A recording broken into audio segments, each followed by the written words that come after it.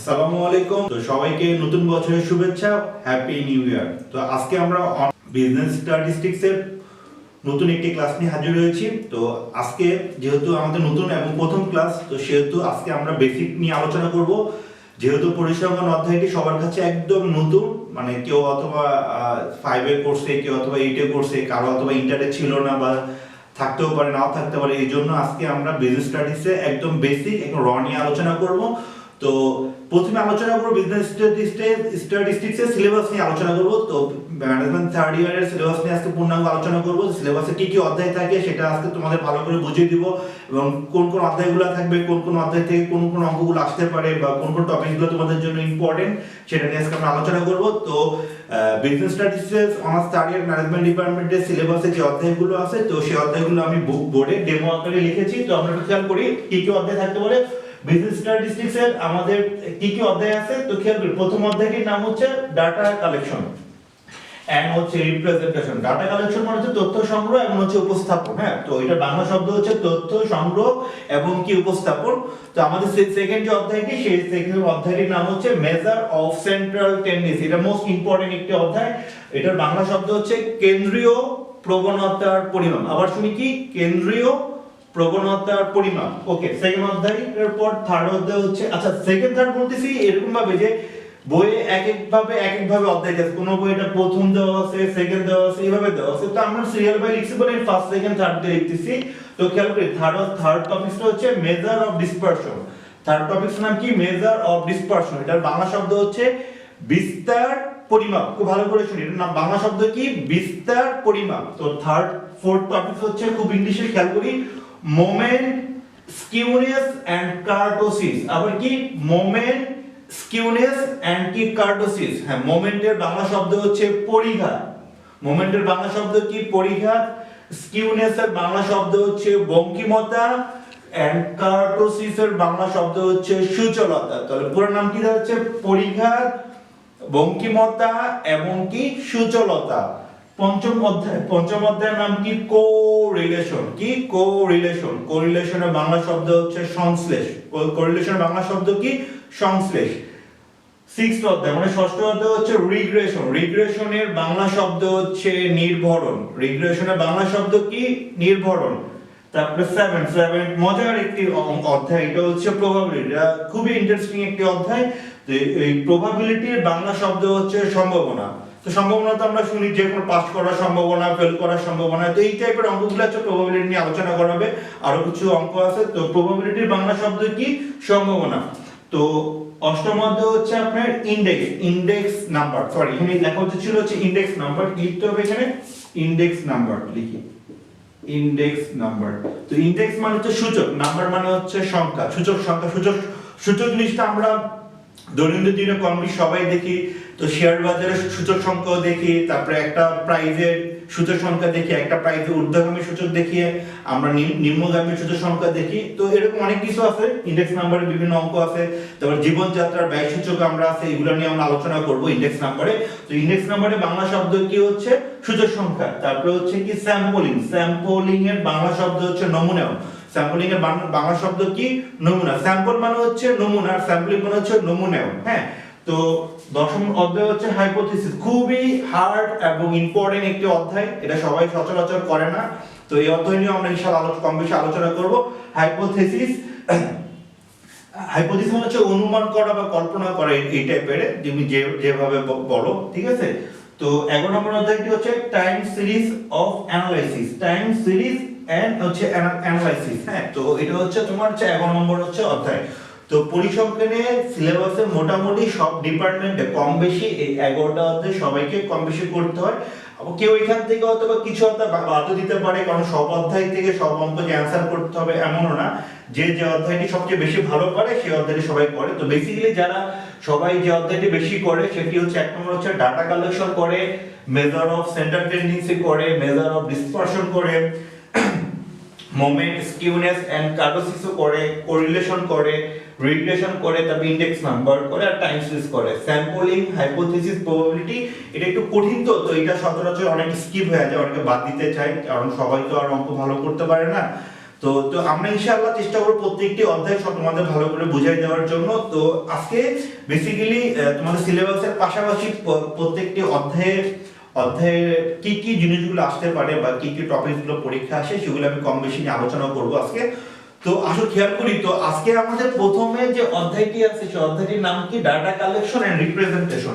Data collection মানে কি, তথ্য সংগ্রহ করো এবং তুমি উপস্থাপন করো। তো তোমাকে তথ্য সংগ্রহ করতে হলে কি করতে হবে, তথ্য ডাটা মানে হচ্ছে তো তথ্য সংগ্রহ তুমি আর ঘরে বসে তো করতে পারবে না, তোমাকে বিভিন্ন জায়গায় যাইতে হবে। যেমন যেমন আমি যদি বলি আদমশুমারির যে কথাটা বলি, বা এখন যে সিচুয়েশন চলতেছে কোভিড-19, তো আমাদের মিরপুর জোনে, মনে করো আমাদের মিরপুর জোনে কয়জন কোভিড রোগী আছে তুমি তো ঘরে বসে জানতে পারবে না। এটা নিশ্চয়ই তুমি এলাকা যারা সোর্সিং বা তথ্যগুলো সংগ্রহ করে তোমার তাদের কাছে যাইতে হবে, সেই তথ্যগুলো তোমাকে সংগ্রহ করতে হবে যে এরকম এলাকায় 10 জন মহিলা কোভিড পাওয়া গেছে। মহিলাদের কোভিড যে পাইলাম, এদের তো আবার বয়সের রেঞ্জও থাকতে পারে, কেউ 25 থেকে 30 বছর রেঞ্জের কোভিড সংখ্যা কয়জন, 30 থেকে 40 বছরের কোভিড সংখ্যা কয়জন, এরকম তথ্যগুলো তোমাকে সংগ্রহ করতে হবে। এই তথ্যগুলো সংগ্রহ করার পরে রাখলে তোমার কাছে তো হবে না, এগুলো তোমাকে কি করতে হবে, উপস্থাপন করতে হবে। তো স্ট্যাটিস্টিক্স এর ডাটা রিপ্রেজেন্টেশন করার কিছু আবার মেথড আছে, সেটা তোমার হতে পারে হিস্টোগ্রাম আকারে হতে পারে, তারপরে ফ্রিকোয়েন্সি পলিগন আকারে হতে পারে, তারপর ফ্রিকোয়েন্সি কার্ভ হতে পারে, তারপর অজিভ হতে পারে। এরকম ভাবে তোমার তথ্যগুলোকে উপস্থাপন করতে হয়। তো ডাটা কালেকশনের মূল বেসিকটা হচ্ছে ডাটা সংগ্রহ করার আবার দুইটা মেথড আছে, একটা হচ্ছে আপনার প্রাইমারি ডাটা, একটা হচ্ছে কি সেকেন্ডারি ডাটা। প্রাইমারি ডাটাটা কি, প্রাইমারি ডাটা যদি আমি বাংলায় সহজভাবে বলি, যে তথ্যটা তথ্যের উৎপত্তি স্থল থেকে সংগ্রহ করা হবে, মানে তুমি যে সংগ্রহ করবা সেই ডাটাটাকে কি বলা হবে, তোমার প্রাইমারি ডাটা বলা হবে। আর সেকেন্ডারি ডাটা বাংলা শব্দ হচ্ছে মাধ্যমিক তথ্য। মাধ্যমিকের মধ্যে একটা সুন্দর একটা শব্দ পাচ্ছিল মাধ্যম, মানে তুমি এটা কোনো মাধ্যম থেকে সংগ্রহ করতে পারো, তোমাকে নিজে যা সংগ্রহ করতে হবে না। সেটা কি হতে পারে, পত্রিকা হতে পারে, সংবাদপত্র হতে পারে, বিভিন্ন সরকারি প্রতিষ্ঠান হতে পারে, বিভিন্ন এনজিও অর্গানাইজেশন প্রতিষ্ঠান হতে পারে। সেগুলা থেকে তুমি কি করতে পারো, তথ্যগুলো সংগ্রহ করতে পারো। এভাবে তুমি তথ্যগুলো সংগ্রহ করে টেবিল আকারে, ছক আকারে, বিভিন্ন উপায়ে তুমি তথ্যগুলো কি করতে পারো, উপস্থাপন করতে পারো। এগুলো হচ্ছে তোমার মোটামুটি এই টাইপের অঙ্কগুলো হচ্ছে তোমার ডাটা কালেকশন এন্ড রিপ্রেজেন্টেশন অঙ্কগুলো করতে হয়। তো এটাকে কিন্তু স্ট্যাটের প্রাণ বলা হয়, কারণ এখান থেকেই তথ্যগুলোকে নিয়ে বিভিন্ন অধ্যায়ে কিন্তু রিপ্রেজেন্টেশন করা হয়, অঙ্কগুলো কোন কোন মেথডে করব, কিভাবে করব। তো তাই এই অধ্যায়টি আমাদের হচ্ছে মূল, মানে এখান থেকে তথ্যগুলোকে নিয়ে ছক করে বিভিন্ন উপায়ে মেথড আকারে প্রস্তুত করে উপস্থাপন করার পরে তোমার নিচের অধ্যায়গুলো তোমাকে করতে হবে। তো সেকেন্ড অধ্যায়টা নিয়ে আমি যে আলোচনা করি, সেকেন্ড অধ্যায়টি কি নাম কি বলা হয়েছে, মেজার অফ সেন্ট্রাল টেন্ডেন্সি। তো এটা বাংলা শব্দ বলা হয়েছিল কেন্দ্রীয় প্রবণতার পরিমাপ। তো কেন্দ্রীয় প্রবণতার পরিমাপকে যদি আমি সংক্ষেপে বলি, গড় বলা যায়। কি বলা যায়, গড়। গড় মানে কি, কোনো কিছুর এভারেজও বলা যায়। তাহলে মেজার অফ সেন্ট্রাল টেন্ডেন্সি কে তুমি সংক্ষেপে কি বলতে পারো, এভারেজও বলতে পারো। এভারেজ মানে কি, গড়। তো আবার খেয়াল রাখতে হবে, কেন্দ্রীয় প্রবণতা তো বের করার কিছু তোমার মেথড আছে। মেজার মানে তো পরিমাপ, তা সেন্ট্রাল টেন্ডেন্সি বের করার মেজার মানে কিছু পরিমাপ আছে। তো এই সেন্ট্রাল টেন্ডেন্সি বের করার 5টা মেজার আছে। 5টা মেজারগুলো নিয়ে আমরা আলোচনা করব যখন পরবর্তীতে অঙ্কে যাব। তো আমি জাস্ট শোনাই দিচ্ছি। তো সেন্ট্রাল টেন্ডেন্সি বের করার পদ্ধতি হচ্ছে একটি 5টি। একটা হচ্ছে অ্যারিথমেটিক মিন, একটি হচ্ছে জিওমেট্রিক মিন, একটি কি হারমোনিক মিন, একটি হচ্ছে মিডিয়ান, একটি হচ্ছে মূল। এই 5টা টপিকস নিয়ে সেন্ট্রাল টেন্ডেন্সি কম বেশি অধ্যায়টি সাজানো হয়েছে। তো এর বাইরেও কিছু অঙ্ক আছে। তো যখন আমরা এই অধ্যায়ের অঙ্কগুলো করব তখন ডিপলি আমরা আলোচনা করব। ওকে, তো এখন থার্ড অধ্যায়টি কি বলা হয়েছিল, থার্ড হচ্ছে measure of dispersion. Measure of ডিসপারশনের বাংলা শব্দ হচ্ছে মেজার অফ ডিসপারশনের বাংলা শব্দ হচ্ছে বিস্তার। বিস্তার মানে কি, ছড়ানো। বিস্তারের আরেকটা কি ইংলিশে তুমি বলতে পারো স্ক্যাটার। স্ক্যাটার জিনিসটা কি, কেন্দ্রীয় মান থেকে অন্য মানগুলো কি কতটুকু স্ক্যাটার অবস্থায় আছে, ওই স্ক্যাটার অবস্থান বের করার যে পদ্ধতিটা, ওই পদ্ধতিকেই তোমার কি বলা হবে, মেজার অফ ডিসপারশন বলা হয়। আবার শুনি, মধ্য মান থেকে অন্যান্য মানগুলো কিভাবে বিক্ষিপ্ত অবস্থায় আছে, ওই পরিমাপগুলো বের করার পদ্ধতিকে কি বলা হয়, মেজার অফ ডিসপারশন। তো খেয়াল রাখতে হবে, মেজার অফ ডিসপারশন অধ্যায়টি আসলে অনেক বড় একটি অধ্যায়। মেজার অফ ডিসপারশন আর কি আবার দুই ভাগে ভাগ করা যায়। এগুলো আবার উইং আছে, দুইটার আবার 8টা সূত্র আছে। তো এগুলো আমরা ইনশাআল্লাহ যখন মেজার অফ ডিসপারশন নিয়ে আলোচনা করব তখন এগুলো নিয়ে আমরা আলোচনা করব। তো আসি চতুর্থ অধ্যায়টা কি, মোমেন্ট, স্কিউনেস এন্ড কি কার্ভস। এটা একটি মজার একটি অধ্যায়। তো মোমেন্ট মানে হচ্ছে পরিখার ভঙ্গিমতা, সূচলতা, আসলে কি এগুলো তো এখন মুখে বলতেছি, যখন অঙ্কে প্র্যাকটিক্যালি যাব তখন তুমি আরো কুইকলি বুঝতে পারবে। কারণ কি একটা অধ্যায়ের সাথে একটা অধ্যায় অনেকটা রিলেশন আছে, মানে সম্পর্ক আছে। তুমি যদি একটা অধ্যায় না করো পরের অধ্যায়ের জিনিসগুলো বুঝবা না, আবার ডিসপারশন না বুঝলে মোমেন্ট স্কিউনেস কার্ডিসিস তুমি বুঝতে পারবে না। ওকে, তো মোমেন্ট স্কিউনেস কার্ডিসিস নিয়ে ইনশাআল্লাহ আমরা পরবর্তীতে অঙ্ক যখন করব তখন আমরা বিস্তার আলোচনা করব। তো আসি আমাদের পঞ্চম অধ্যায়। পঞ্চম অধ্যায়টি মোস্ট ইম্পর্টেন্ট এবং মজার একটি অধ্যায়। এগুলাতে কনফার্ম পরীক্ষায় পার্সিতে অঙ্ক থাকে। অধ্যায়টির নাম কি? কোরিলেশন। কোরিলেশন মানে কি? সংশ্লেষ। তো তুমি একটু খেয়াল করো, কোরিলেশনের মধ্যে রিলেশন মানে কি? সম্পর্ক। তো তোমাকে একটা জিনিস খেয়াল রাখতে হবে, এখানে খেয়াল করি কোরিলেশন আর রিগ্রেশন যখন আমরা এই দুইটা অধ্যায় করব, এই দুইটা অধ্যায় করতে গেলে তোমাকে ভেরিয়েবলের বাংলা শব্দ হচ্ছে চলক। তোমাকে সবসময় দুইটা চলক নিয়ে কাজ করতে হবে। কোন কোন অধ্যায়গুলোর ক্ষেত্রে? কোরিলেশন আর রিগ্রেশনের ক্ষেত্রে। তো কোরিলেশনের বাংলা শব্দ কি? সংশ্লেষ। আর রিলেশন মানে কি? সম্পর্ক। তাহলে যখন রিলেশন যদি করতে হয় তাহলে তোমাকে অবশ্যই দুইটা জিনিস লাগবে। তাহলে সম্পর্ক করতে একভাবে তো করা যায় না, দুইটা জিনিস লাগবে। তাহলে কোরিলেশন আর রিগ্রেশনের ক্ষেত্রে তোমাকে অবশ্যই কয়টা ভেরিয়েবল লাগবে? তোমার দুইটা ভেরিয়েবল লাগবে, একটা x এবং একটা কি y। x এর সাথে y এর যদি কোনো রিলেশন থাকে, রিলেশনের বের করার যে পদ্ধতিটা, ওই পদ্ধতিকে তোমার কি বলা হবে? কোরিলেশন বলা হবে। ওকে, আর রিগ্রেশনের বাংলা শব্দ হচ্ছে তোমার নির্ভরণ। নির্ভরণ কি? একজন আরেকজনের উপরে কি করবে? নির্ভর করবে। তো রিগ্রেশনের ভেরিয়েবল থাকবে কয়টা? বলছি দুইটা। তো মনে রাখতে হবে রিগ্রেশনে যে দুইটা ভেরিয়েবল থাকবে, দুইটা ভেরিয়েবলের মধ্যে একটা থাকবে ইন্ডিপেন্ডেন্ট ভেরিয়েবল, একটা থাকবে কি? Dependent variable. মানে একটা আরেকটার উপর কি করবে? নির্ভর করবে।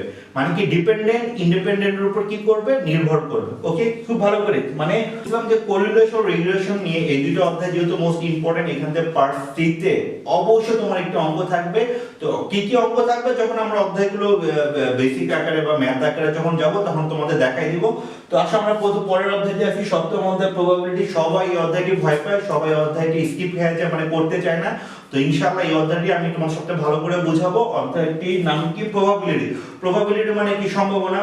তো সম্ভাবনা কয়েকটা প্যাটার্নের অঙ্ক আছে। কিরকম অঙ্ক থাকতে পারে? তোমার কয়েন মানে হচ্ছে মুদ্রা, ডাইস মানে ছক্কার অঙ্ক থাকবে, তোমার বলের অঙ্ক থাকবে, তাসের অঙ্ক থাকবে, পাশফেলের অঙ্ক থাকবে, তারপরে বেইজের অঙ্ক আছে। এগুলা নিয়ে তোমার প্রবাবিলিটি অঙ্কটি কম বেশি সাজানো আছে। হ্যাঁ, তো আসো পরের যে টপিকসটি কি? পরের টপিকসটির নাম হচ্ছে ইনডেক্স নাম্বার। ইনডেক্স নাম্বার মানে কি? সূচক সংখ্যা। তো সূচক সংখ্যা, তো সূচক জিনিসটা আমরা আসলে কম বেশি সবাই শুনছি, কিন্তু আমরা ইনডেক্স নাম্বারটা আসলে ম্যাথ আকারে কোনো ইউজ করি না। তো আমরা যখন ম্যাথ আকারে ইউজ করব, ইনডেক্স নাম্বার বের করার কিছু কিছু পরিসংখ্যানবিদ কিছু সূত্র দিয়েছে। কারণ সূত্রগুলো হচ্ছে কারো লেসপিয়ারের সূত্র, প্যাশের সূত্র আছে, তারপরে তোমার ফিশার আছে, মার্শাল এজওয়ার্ড আছে। তো এই সূত্রগুলো দিয়ে তোমার ইনডেক্স নাম্বারটি সাজানো আছে, মানে সূচক সংখ্যার অঙ্কগুলো করা আছে। এছাড়া তোমার অঙ্ক আছে কস্ট অফ লিভিং ইনডেক্স, মানে জীবনযাত্রার ব্যয়, মানুষের যে জীবনযাত্রার ব্যয় বৃদ্ধি পায় হ্রাস পায়। যেমন তুমি খেয়াল করো, গুলশান লোকের জীবনযাত্রার ব্যয়, মিরপুর লোকের জীবনযাত্রার ব্যয় তো কখনো এক হবে না। তো এই টাইপেরও কিছু অঙ্ক আছে, অঙ্কগুলো আমরা দেখবো ওখানে। তারপরে time reversal test, factor reversal test, এই অঙ্কগুলো আছে। এই টেস্টগুলো তোমার ইনডেক্স নাম্বারের মধ্যে আছে। তো এই ইনডেক্স নাম্বার অঙ্কগুলো যখন আমরা করব ইনশাআল্লাহ ভালো করে খেয়াল করব আর করব আমরা। তো আসো পরের যে টপিকটি স্যাম্পলিং আর হাইপোথিসিস। স্যাম্পলিং আর হাইপোথিসিস এই দুইটা অধ্যায় মোস্ট অফ দ্য স্টুডেন্ট বাদ দিয়ে দেয়, কারণ এই দুইটা অধ্যায় সবার কাছে কঠিন লাগে, কেউই করতে চায় না। তো এই দুইটা অধ্যায় যেহেতু কঠিন, এই দুইটা অধ্যায় সবাই বাদ দেয়। তো এই দুইটা অধ্যায় বাদ দিয়েও তুমি ন্যাশনাল ইউনিভার্সিটিতে বলো বা সাত কলেজে বলো, এই কলেজগুলো তুমি অ্যানসার করতে পারবে, কম বেশি সবাই করতে পারবে। তো আসলে লাস্ট যে টপিকটির নাম কি বলতো? টাইম সিরিজ অফ অ্যানালাইসিস, মানে হচ্ছে কালীন সারি। তো এটা একটি মজার একটি অধ্যায়। তো কালীন সারিতে তোমার সবসময় এই যে অঙ্কগুলো আছে, 3-4টা মেথড আছে তোমার। সেটা হচ্ছে তোমার মুভিং এভারেজ মেথডের কিছু অঙ্ক আছে, তারপরে সেমি এভারেজ মেথডের কিছু অঙ্ক আছে, লিস্ট স্কোয়ার্ড মেথডের কিছু অঙ্ক আছে।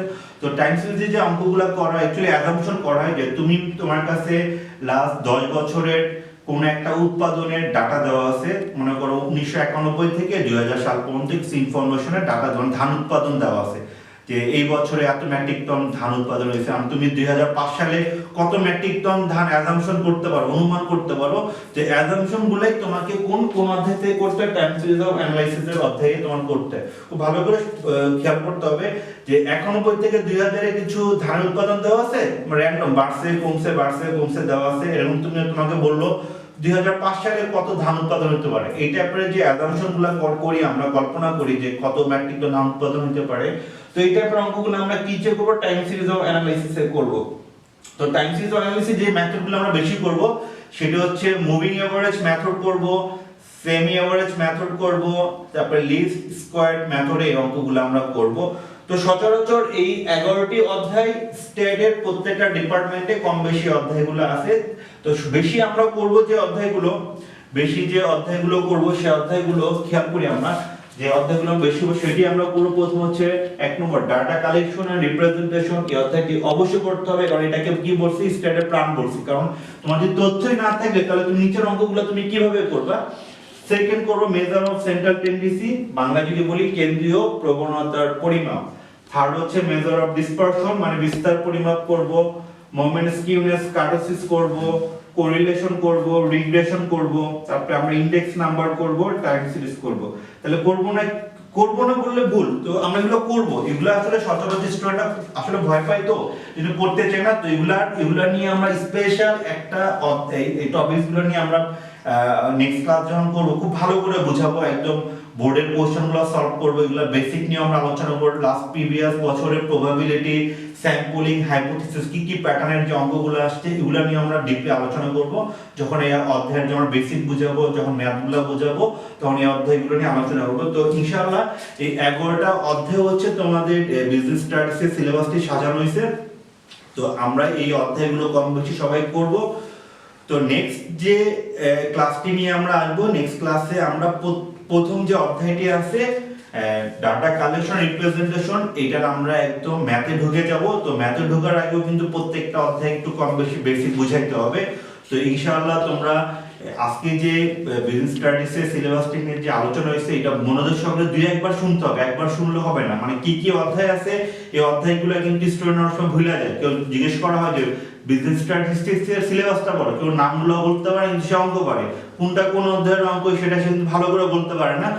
তো সেহেতু আমরা প্রত্যেকেই এই যে সিলেবাসটা নিয়ে, আমি তো আসলে ডিটেইলস আলোচনা করি না, জাস্ট আমি হালকা কি আসতে পারে, কোন টপিকস গুলো আছে জাস্ট একটু হালকা করে বললাম। যখন যে অধ্যায়টি নিয়ে আমি নেক্সট ক্লাসে আলোচনা করব তখন ওই অধ্যায়ের ফুল বেসিক নিয়ে আলোচনা করব, পরীক্ষায় কি আসতে পারে, সংজ্ঞা, definition, part A, part B, part C তে কি টাইপের ম্যাথ থাকে এগুলো নিয়ে আলোচনা করব। তো তোমরা অবশ্যই সিলেবাসটা একবার, দুইবার, তিনবার প্রচুরবার শুনবা। শুনলে অন্ততপক্ষে তুমি বলতে পারবে যে বিজনেস স্টাডিজ এর সিলেবাসে এই অধ্যায়গুলো আছে, এই অধ্যায়গুলো আমাকে করতে হবে, এগুলা থেকে পরীক্ষা অঙ্ক আসলে কোন অঙ্কগুলো আমার বেশি ইম্পর্টেন্ট এগুলো আমি জানতে পারবো। তো ইনশাআল্লাহ নেক্সট ক্লাসের আমন্ত্রণ জানিয়ে, নেক্সট ক্লাস মানে হচ্ছে ডাটা কালেকশন প্রেজেন্টেশনের যে ক্লাসটি করব সেই ক্লাসে আমন্ত্রণ জানিয়ে আজকের জন্য এখান থেকে বিদায় নিচ্ছি। আল্লাহ হাফেজ।